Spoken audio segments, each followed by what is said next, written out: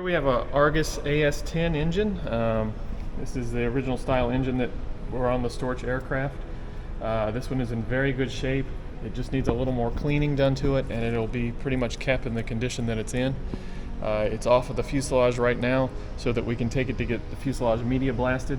When it comes back and we get the fuselage painted, we'll hang the engine back on there.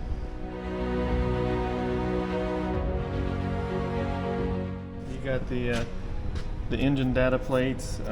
On your engine bearer here you have some aircraft data plates, and it has the aircraft's work number on there, which is basically the serial number of the aircraft. So all your numbers match. That's a good thing. We have the oil tank here. Fuel tanks, of course, would be in the wings. Neat view of the back of the engine here. You can see some of the accessories and some of the fuel pumps and stuff.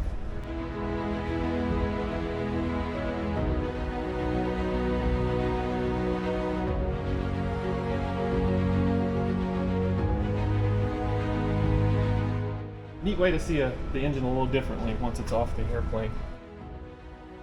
We're going to take the Storch fuselage to a sandblasting company, and they're going to blast it with a plastic media, which is much less aggressive than sand or glass or anything like that.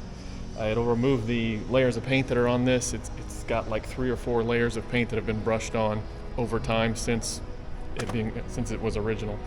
So we'll get that paint off of there, get it back, get the proper colors of primer and paint put back on the fuselage, and then we'll have a good place to start putting our components back in. All the fuselage will be painted. It's a light grayish green color. Well, I'm just making these aluminum cover-up strips. There's 2 pieces of wood that's in the fuselage, and we want to cover those up and protect them so when it goes to get blasted that those won't get touched. So it's just a safety precaution.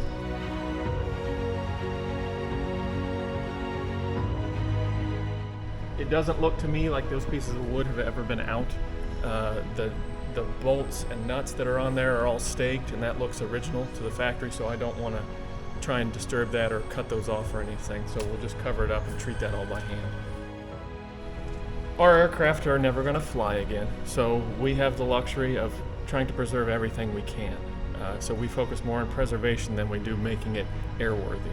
So we get to save a lot more parts than if somebody was trying to fly this airplane. You'd have to replace a lot of this. So we get to preserve a lot of the stuff, and that's what we try and do.